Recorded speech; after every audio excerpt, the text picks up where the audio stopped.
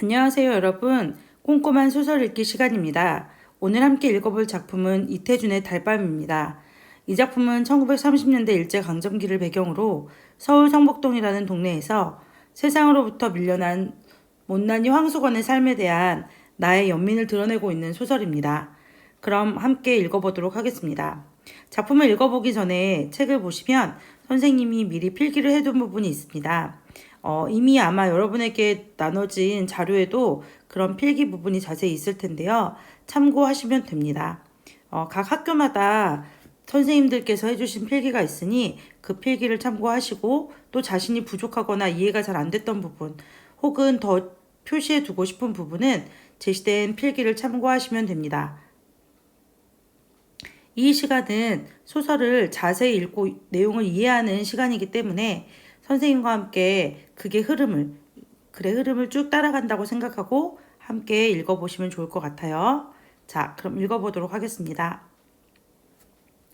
성북동으로 이사를 나와서 한 달째 되었을까?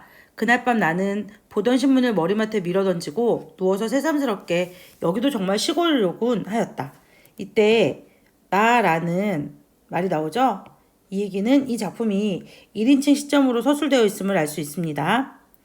모 바깥이 컴컴한 곳을 보고 시냇물 소리와 싸하는 솔바람 소리를 처음 들어서가 아니라 황수건이라는 사람을 이날 저녁에 처음 보았기 때문이다. 자, 내가 성북동을 어떤 곳이라고 생각하고 있나요? 그쵸. 저는 사대문 밖에 있는, 나는 사대문 밖에 있는 성북동을 시골이라고 생각하고 있어요. 그런데 성북동을 시골이라고 생각한 이유 중에 하나는 바로 이 황수건 때문입니다. 그는 말 몇 마디를 사귀지 않아서 곧 못난이라는 것이 드러났다. 못난이라는 얘기는 황수건을 비하하는 것이 아니라 황수건이 일반적인 사람들보다는 조금 다른 약간은 부족한 그런 사람이라는 것을 알려주는 얘기입니다. 이 못난이는 성북동의 산들보다 물들보다 조그만 지름길들보다 더 나에게 성북동이 시골이라는 느낌을 품게 해주었다. 시골 느낌을 주는 그런 사람. 뭔가 촌스럽고 약간은 좀 부족한 그런 느낌이란 얘기죠. 서울이라고 못난이가 없을 리야 없겠지만 대처에는 못난이들이 거리에 나와서 행세를 하지 못하고 시골에선 아무리 못난이라도 마음 놓고 나와 다니기 때문이지 못난이는 시골에만 있는 것처럼 흔히 시골에서 눈에 잘 띈다. 여기저기 다 있을 텐데 이상하게 도시에서는 잘 활약을 하지 못하는 거죠. 그 사람들이. 그리고 또 흔히 그는 태고때 사람처럼 우둔하면서도 천진한 눈을 가지고 자기 동리에 처음 들어서는 손에게 가장 순박한 시골의 정치를 돋아주는 것이다. 그러니까 이 사람이 처음 이사온 나에게도 굉장히 시골의 정치, 뭔가 정감 있고 하는 그런 느낌을 잘 전달했나 보다. 그치? 그래서 여기 보면 천진한 눈이랑 순박한 시골의 정치를 돋아주는 걸 봤을 때 황수건이란 사람이 사람들이 볼 때는 못난이인데 내가 볼 때는 천진하고 순박한 그 사람이라고 얘기하는 걸 봐서 나는 황수건에 대해서 긍정적인 인식을 가지고 있구나라는 것을 우리가 알 수 있습니다. 그런데 그날 밤 황수건이 10시나 되어서 우리 집을 찾아왔다. 그는 어두운 마당에서 꽥 지르는 소리로 이댁이 문안서. 여기서 문안이라는 것은 옆에 참고로 보시면 사대문 안쪽을 말하는데요. 조선시대에 서울에 있던 동쪽의 흥인지문, 서쪽의 도니문, 남쪽의 숭례문, 북쪽의 숙종문 안쪽을 문안이라고 하고요. 그 밖을 문 밖이고 그 밖은 그 안쪽보다는 더 시골스러운 느낌이 있는 그런 곳이죠. 지금이야 서울이 모두 다 문안이나 밖이나 도시라고 할 수 있지만 그 당시에는 그렇지 않았대요. 그렇게 하면서 들어섰다. 잡담제하고 큰일이나 난 사람처럼 건너방 문 앞으로 달려들더니 저 문안 서대문 거리라나요? 어디선가 나오신 댁입쇼? 한다. 보니 핫비는 안 입었으되 신문을 들고 온 것이 신문 배달부였다. 핫비라는 것은 일본 말인데 등에 상호 같은 게 찍혀서 예를 들어 무슨 일보 이런 게 찍혀 있는 그런 옷인데 이런 옷을 입을 수 있는 사람은 원배달원. 그러니까 지금으로 치면 정직원 같은 그런 사람들만 입을 수 있는데 이 지금 황수건은 그런 옷을 입지 않고 신문을 들고 온 것을 보니 신문 배달부이긴 하지만 정직원은 아닌 원배달원은 아닌 보조배달원이라는 것을 알 수 있죠. 그렇소. 신문이요? 그런 걸 사흘이나 저 건너쪽만 가 찾았었죠. 제기. 자, 신문입니까? 신문 배달원인가요? 하면 네 아니요 라고 하면 되는데 자기 얘기를 먼저 하죠. 하더니 신문을 방에 들어뜨리며 그런데쇼 왜 이렇게 쬐끄만 집을 사갖고 와 갭쇼? 내가 알았더라면 이 아래 큰 개화집도 많은 거립쇼. 그랬어. 개화집은 기와집이고요. 아니 그렇게 사대문 안에 살았는데 부유했는데 왜 여기 이렇게 조그만 집에 살아요? 라고 얘기해. 근데 우리 일반적으로 이런 얘기를 내가 속으로 생각했다고 해서 밖으로 드러내지 않는데 황수건은 자신의 속생각을 거르지 않고 다 얘기하는 그런 사람인 거죠. 말이 당황스러워 유심히 그의 생김새를 내다보니 눈에 얼른 두드러지는 것이 빡빡 깎은 머리로 돼 보통 크기보다는 정도 이상으로 골이 크다. 머리 두상이 크고 그런데다 옆을 보니 짱구 대가리다. 이제 머리가 좀 약간 짱구. 지금 나오는 이 문장 선생님이 거기 색깔로 초록 색깔로 칠해둔 부분은 황수건의 외모를 묘사하고 있는 부분이네요. 그렇소. 아무튼 집 찾느라 수고했소. 하니 그 큰 눈과 큰 입이 일시 희죽거리며 멀립쇼. 이게 제 업인데쇼. 하고 날래 물러서지 않고 목을 길게 빼어 방 안을 살핀다. 그러더니 묻지도 않았는데 저는 입쇼. 이 동네 사는 황수건이라 합니다. 하고 인사를 붙인다. 나도 깎듯이 내 성명을 댔다. 그는 또 싱글벙글하면서 대겐 개가 없구만 입쇼. 한다. 아직 없소. 하니 개 그까짓 거 두지 마십쇼. 한다. 왜 그렇소? 물으니 그는 얼른 대답하는 말이 신문 보는 집엔 입쇼 개를 두지 말아야 합니다. 한다. 이것이 재미있는 말이다. 집주인이 개를 두든 말든 무슨 상관이야, 그치? 그러니까 참 흥미가 있었어. 나는 왜 그렇소 하고 또 물었다. 뒷동네에 은행소에 댕기는 집엔 입쇼 망하지만한 한계가 있는데쇼. 신문을 배달할 수가 있어야죠. 왜? 막 깨우려고 덤비는 거립쇼? 한다. 말 같지 않아서 나는 웃기만 하니 그는 더욱 신을 낸다. 자, 황수건이 이 집에 개를 들이지 말라고 한 이유는 뭐야? 그치. 본인이 개를 그 신문을 돌리다 개에게 물릴 뻔한 적이 있기 때문에 개를 들이지 말라고 하는 거지. 어떻게 보면 되게 황당한 일이지. 신문 배달원이 집에 개 키우지 말라고 하는 거니까.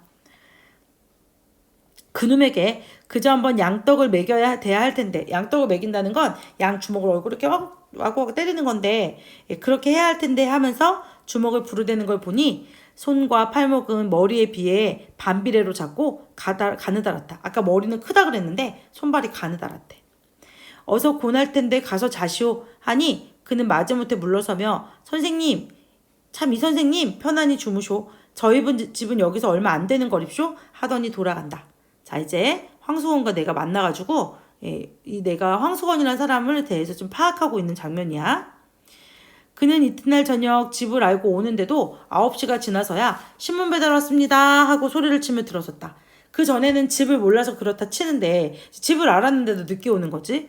오늘은 왜 늦었소? 물으니 자연그럽죠 하고 다른 이야기를 꺼낸다. 자기는 워낙 이 아래 있는 삼산학교의 일을 보다 어떤 선생하고 뜻이 덜 안 맞아서 나왔다는 것. 지금은 신문 배달을 하지만 원배달이 아니라 보조 배달이라는 것. 저희 집엔 양친과 두 부모님과 형님 내외와 조카 하나와 저희 내외, 자기와 자기 아내와 함께 식구가 7이라는 것. 저희 아버지와 저희 형님의 이름은 무엇이며 자기 이름은 황가인데 목숨 숫자하고 세월 건자로 황수건이기 때문에 아이들이 노랑수건이라고 놀려서 성북동에서는 가가호라는 말은 집집마다 이런 말이에요. 집집마다 노랑수건 하면 다 자기인 줄 알라고 자랑스럽게 이야기를 하다가 자 황수건이라는 사람이 어떤 사람인지 황수건에 대한 정보를 여기 보시면 요약적으로 제시하고 있다는 거. 여차저차 다 설명해 주는 거죠. 자, 이날도 어서 그만 다른 집에도 신문을 갖다 줘야 하지 않소 하니까 그때서야 마지못해 나갔다. 이 황수건은 내가 황수건의 이야기를 잘 들어주고 잘 받아주고 하니까 이 사람과 얘기하는 게 좋았나 봐. 하니까 그때서야 마지못해 나갔다. 우리 집에선 그까지 반편과 무얼 대꾸를 해가지고 그러느냐 하되 나는 그와 짓거리기가 좋았다. 사람들은 아유 저렇게 좀 부족한 사람을 왜 저 사람하고 대꾸를 해줘요? 이렇게 얘기한다는 거야. 근데 나는 좋았다 이런 얘기죠. 내가 지금 황수건에 대해서 긍정적인 인식을 가지고 있는 거죠.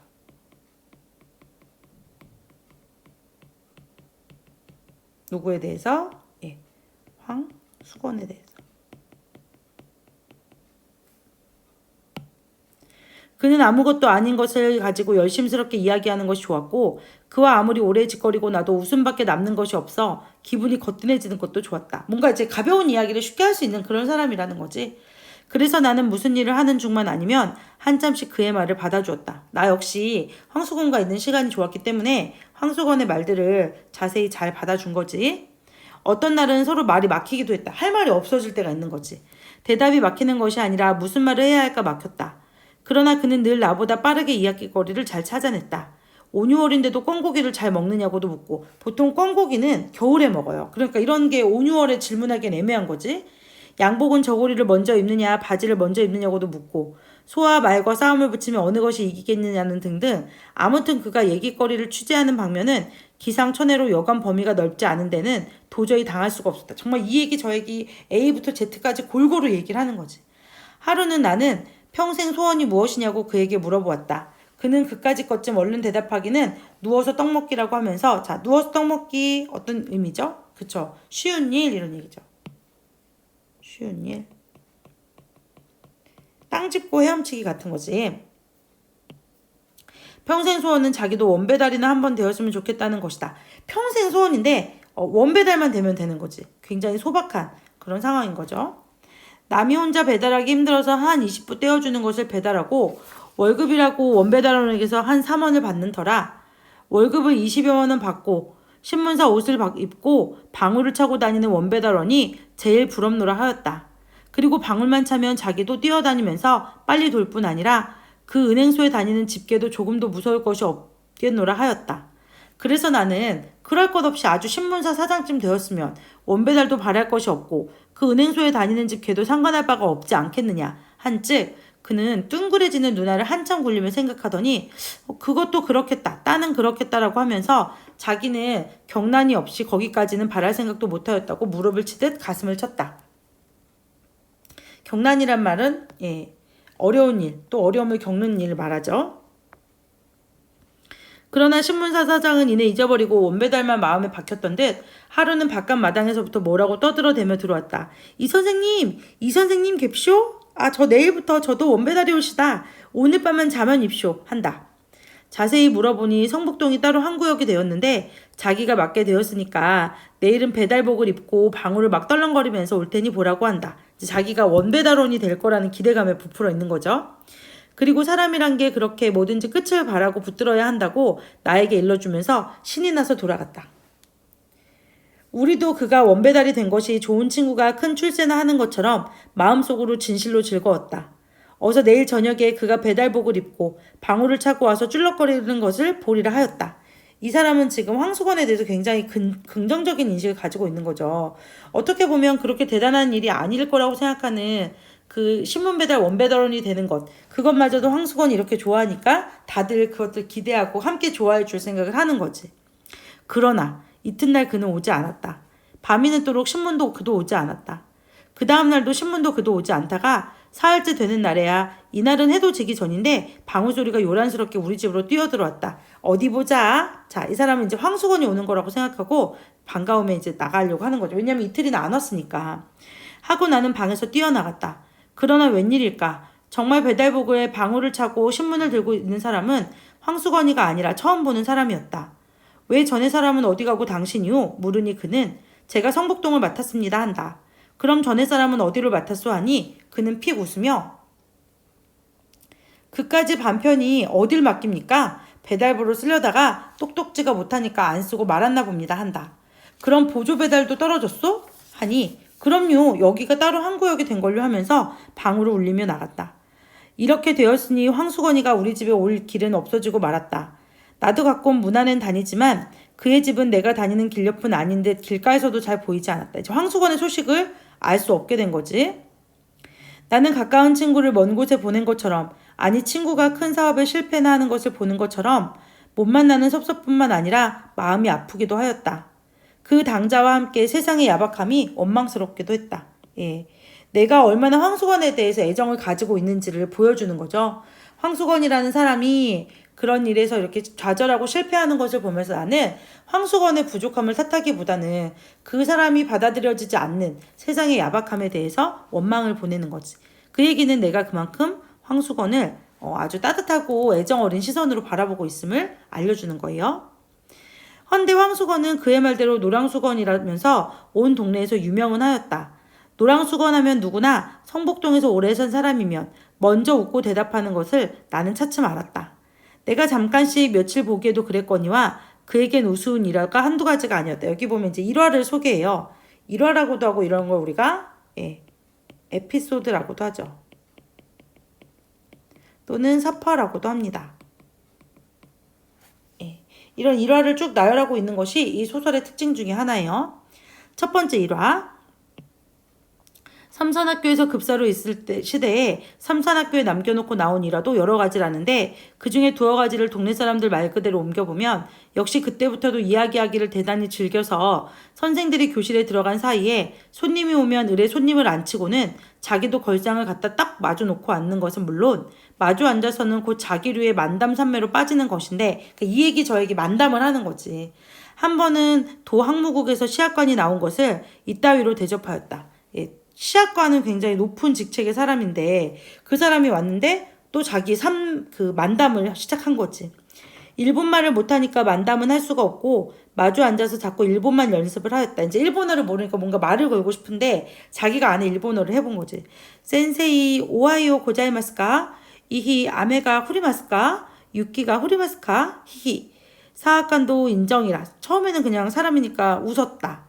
사람의 사이에 정이 있잖아. 처음부터 막 정색을 할 수 없잖아. 그러나 10번, 20번을 되풀이하는데 성이 나고 말다. 드디어 화가 난 거죠. 선생들은 아무리 기다려도 종소리가 나지 않으니까. 원래 황수건이 하던 일이 종을 치는 일인데 종소리가 나지 않으니까 한 선생이 나와보니 종칠 것도 잊어버리고 손님과 마주 앉아 오하이오 유키가 후리마스까 하는 판이었다.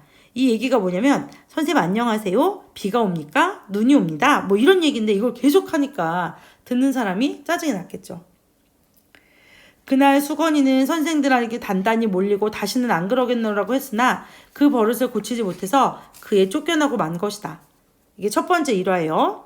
두 번째, 그는 너희 색시 달아난다라는 말을 제일 무서워했다 한다. 한 번은 어느 선생이 장난말로 요즘 같은 따뜻한 봄날엔 옛날부터 색시들이 달아나기를 좋아하는데 어제도 저 아랫마을에 둘이나 달아났으니까 오늘은 이 동네에서 꼭 달아나는 색시가 있을걸? 했더니 수건이는 점심을 먹다 말고 눈이 휘둥그레졌다 한다. 왜? 예, 그 말을 믿은 거지. 남의 말도 잘 믿고 굉장히 천진하고 순박한 사람이에요. 그리고 그날 오후에는 어서 바삐 하악을 시키고 집으로 갈 생각으로 50분 만에 치는 종을 20분 만에 30분 만에 함부로 다가서 쳤다가는 이야기도 있다. 50분에 쳐야 되는데 20분에 쳤다가 30분에 쳤다가 이렇게 하는 거죠.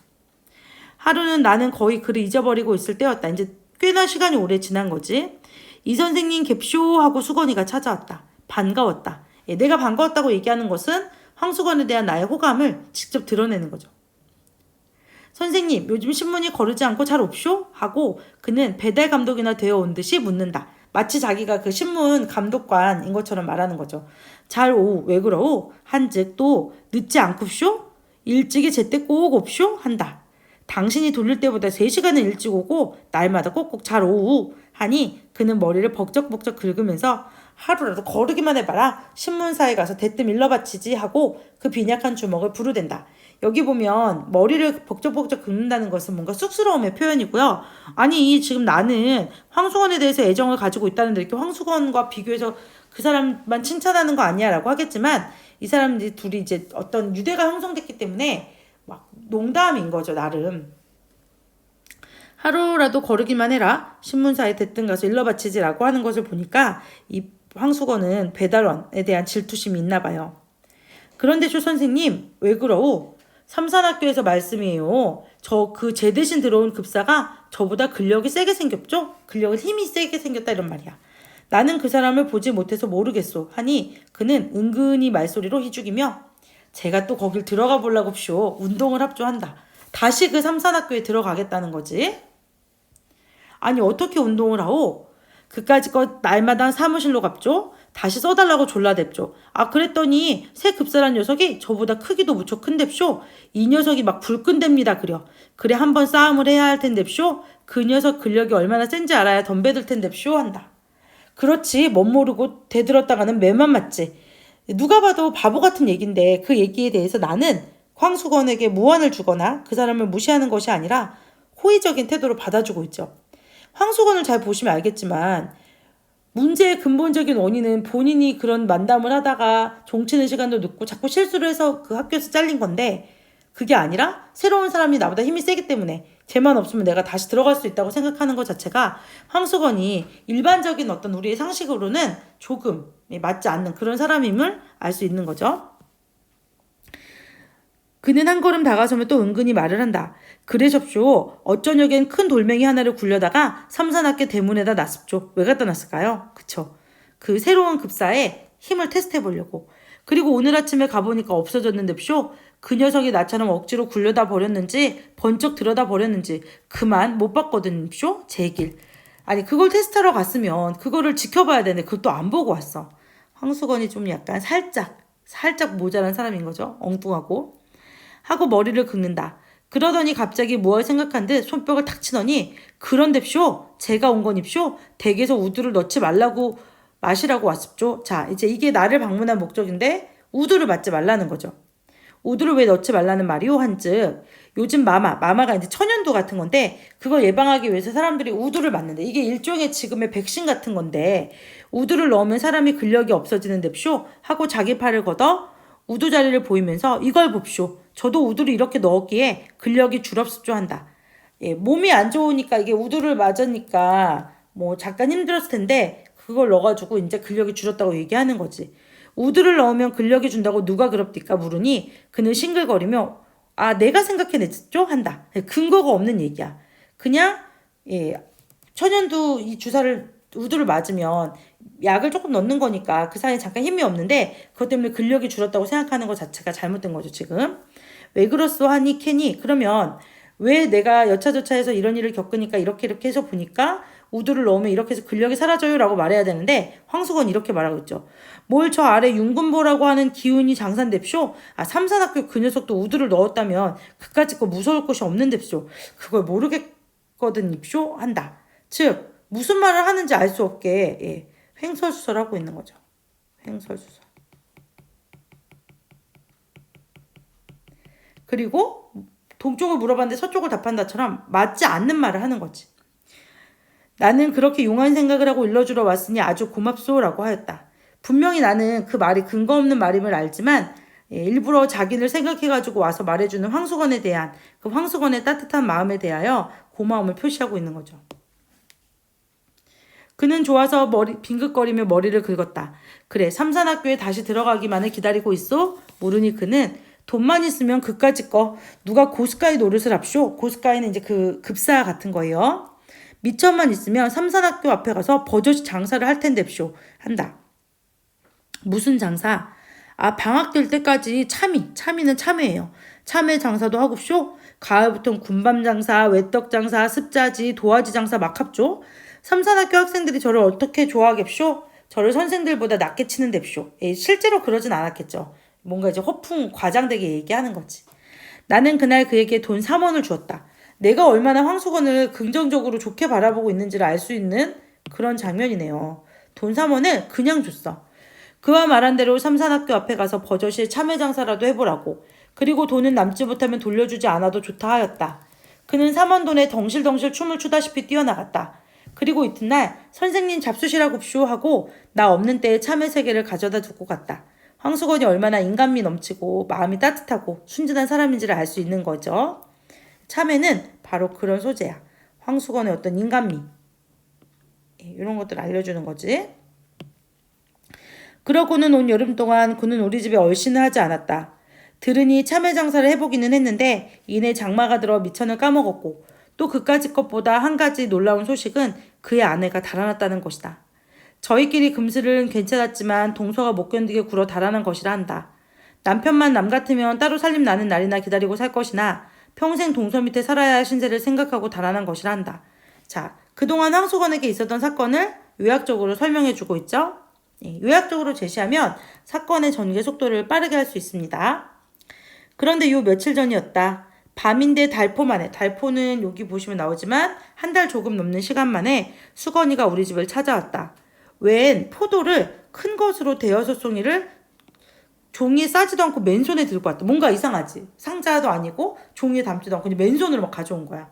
그는 벙긋거리며 선생님 잡수시라고 사왔습죠? 라고 했어. 그동안 돈 빌려간 것도 그리고 자기를 잘 대해준 것도 고마워서 뭔가 이렇게 갚아야 되는데 없으니까 포도를 가져온 거야. 포도는 나에 대한 황수건의 고마움이라고 할 수 있습니다. 그때 웬 사람 하나가 날쌔게 그의 뒤를 따라오더니 다짜고짜로 수건이의 멱살을 움켜쥐고 끌고 나갔다. 왜일까요? 이 포도 주인인 거죠. 수건이는 그 우둔한 얼굴이 새하얗게 질리며 꼼짝 못하고 끌려나갔다. 나는 수건이가 포도원에서 포도를 훔쳐온 것을 직각하였다. 쫓아나가 매를 말리고 포도값을 물어주었다. 포도값을 물어주고 보니 수건이는 어느 틈에 보이지 않았다. 왜? 창피하니까. 자기는 이제 마음을 보답할 길이 없어 지나가는 길에 포도밭이 있으니까 따다가 갖다 주면 괜찮을 거라고 생각했는데 주인에게 걸린 거죠. 나는 그 5송이의 포도를 탁자 위에 얹어놓고 오래 바라보며 아껴 먹었다. 그의 은근한 순정의 열매. 일반적으로 요 포도를 비유한 그의 은근한 순정의 열매 잘 알아두세요. 예. 왜 그 은근한 순정의 열매로 표시했냐면 황수건이 훔쳐온 포도를 의미하는데 얘는 황수건의 그 마음씨, 순박한 마음씨를 느끼게 되기 때문에 이 사람은 포도를 황수건이 가져온 그 5송이의 포도를 바로 이 순정의 열매라고 표현하고 있는 거죠. 그리고 하나를 가지고도 오래 입안을 굴려보면서 먹었다. 어제다. 문 안에 들어갔다 들어오는데 불빛이 없는 성북동 길 위에 밝은 달의 빛이 깁을 깐 듯, 깁이 비단이야. 비단을 깐 듯하였다. 그런데 포도원길을 올라오노라니까 누가 말지도 못한 목청으로 사케와나 미타나 다메이카 키카 뭐 이렇게 노래를 했다는 거야. 부르며 큰 길이 좁다는 듯이 휘적휘적 내려왔다. 보니까 수건이 같았다. 이 노래의 내용은 술은 눈물인가 한숨인가 굉장히 유명했던 일본 노래래요. 나는 수건인가 하고 아른 체를 하려다가 그가 나를 보면 무안해할 일이 있는 걸 생각하고 무안해할 일이 뭐야? 그치. 첫 번째는 돈을 못 갚은 거. 두 번째는 포도를 훔쳐온 거. 획 아랫길로 내려서 나무 그늘에 몸을 감추었다. 왜? 황수건이 나를 보면 민망할까봐 내가 황수건을 피해주는 거죠. 그는 길을 보이지도 않고 달만 쳐다보며 노래는 이 이상을 외우지 못하는 듯 한 줄만 외워서 계속 부르는 거야. 첫 줄 한 줄만 되풀이하면서 전에는 본 적 없는 담배를 담배 뻑뻑 빨면서 지나갔다. 담배는 황수건의 내면의 어떤 그런 복잡함, 속상함 이런 것들을 나타내는 소재라고 할 수 있고요. 맨 마지막 이 소설의 포인트죠. 제목이기도 하고 달밤은 그에게도 유감한 듯 하였다. 결국 이 소설의 제목인 달밤은 바로 주인공 황수건이 처한 그런 불우한 상황과 비극적 결말을 서정적인 분위기로 마무리하는 그런 역할을 하고 있는 배경이 됩니다. 황수건이라는 순박한 사람이 각박한 세상에서 사람들로부터 인정받지 못하고 그로 인해서 여기저기 치이는 모습, 그런 황수건의 모습에 나는 연민을 갖고 있는 것이고요. 맨 마지막 달밤은 그런 황수건의 불우한 처지를 뭔가 서정적인 분위기로 이렇게 마무리시키고 정화하는 그런 느낌을 주는 배경이라는 거. 그래서 이 소설에서는 꼭 아셔야 되는 게 있는데요. 그게 바로 뭐냐면 첫 번째, 황수건에 대한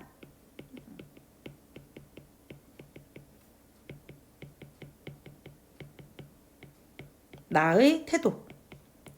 나는 황수건을 굉장히 연민을 가지고 있다는 거. 두 번째, 저 달밤이라는 배경의 의미와 역할. 비극적인 상황을 좀 이렇게 풀어주는 그런 역할을 하고 있다는 거. 이해되셨으면 학습활동으로 넘어가겠습니다.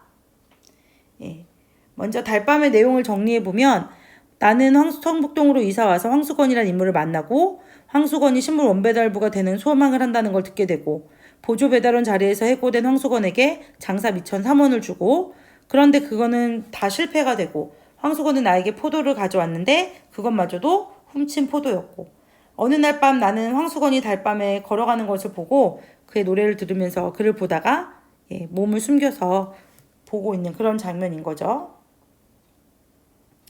자, 학습활동 볼까요? 달밤 속 황수건의 말과 행동을 바탕으로 그가 어떤 사람인지를 생각해보자.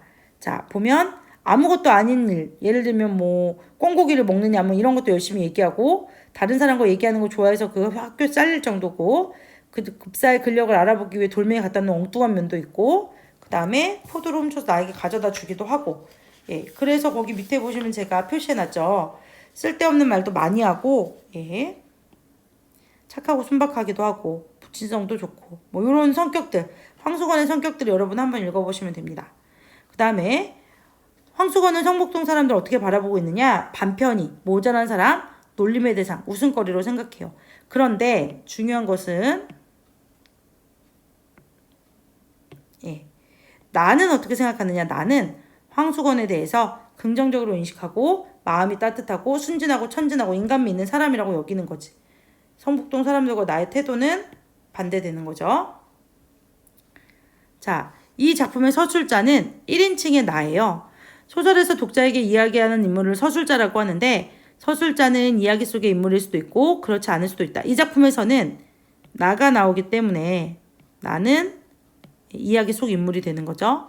또 이야기 속 서술자가 자신의 주인공이 되어 자신의 이야기를 직접 들려주거나 주변의 인물이 되어 사건을 관찰하느냐. 자, 여기서는 황수건에 대한 이야기를 하는 거잖아. 그러니까 이 소설의 시점은 1인칭 관찰자 시점이라고 할 수 있죠. 이 작품의 서술자는 누구냐면 나고요. 내가 황수건에 대해서 관찰하여 전달하고 있다. 그래서 1인칭 관찰자 시점.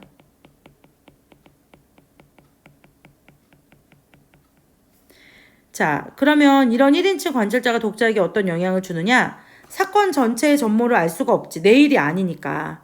최소한의 정보만을 제공하다 보니까 독자는 황수건의 불행을 완전히 다 알지는 못하죠. 그렇기 때문에 좀 더 그 사람에 대해서 알고 싶어서 집중하게 된다는 그런 효과 체크해 두십시오. 예, 학교 시험에서는 이런 시점 문제를 종종 출제하는데요. 이 시점이 우리가 1인칭 관찰자 시점이라고 외운다고 해서 시험 문제의 용어를 사용하지 않습니다. 대신에 이런 말 쓰는 거겠죠. 이야기 속 인물이 작품의 그 주변 인물이 되어 사건을 관찰한다. 뭐 이렇게 쓰면 이게 1인칭 관찰자 시점의 특징이 있고 또 하나 그 효과를 본다면 인물에 대해서 좀 더 몰입하게 만든다라는 거 체크해 두세요.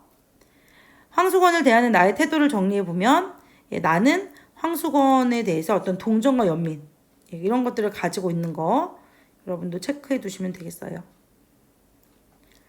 아주 여기 보시면 서술자가 황수건에게 단순한 호의 이상의 긍정적인 태도를 보이고 있다는 거 이런 거 우리가 기억해야 되는 거죠.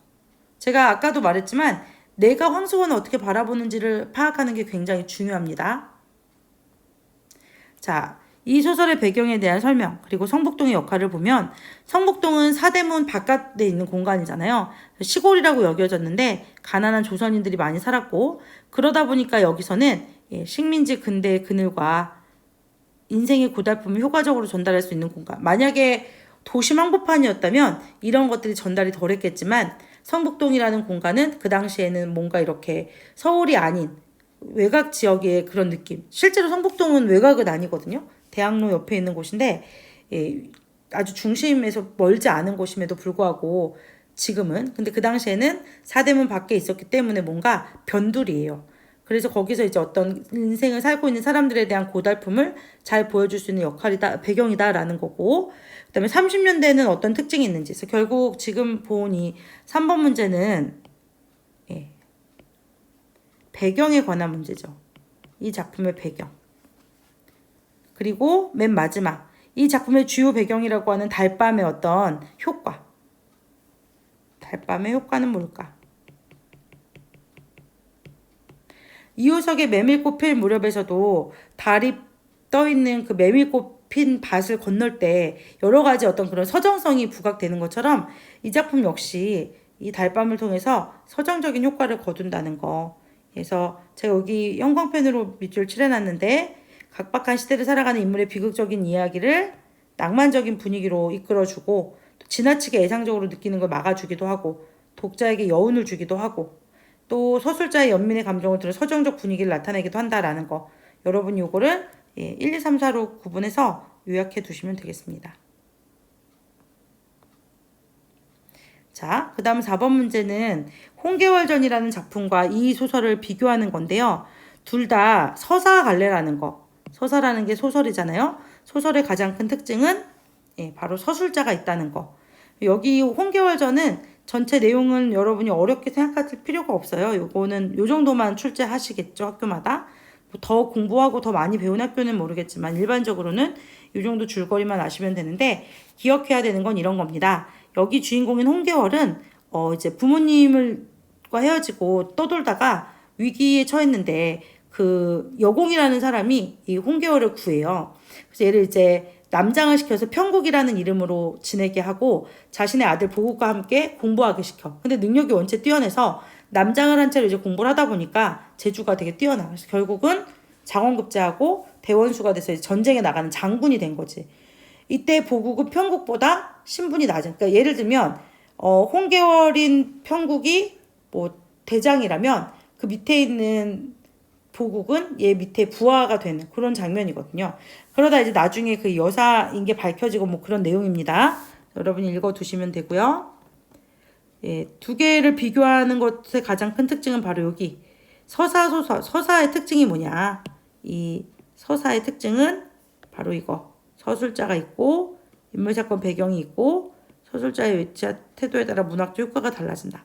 핵심은 서술자가 존재하고 인물사건 배경이 있다라는 거 기억해 두시면 됩니다. 그러면 수업을 여기서 마치겠습니다.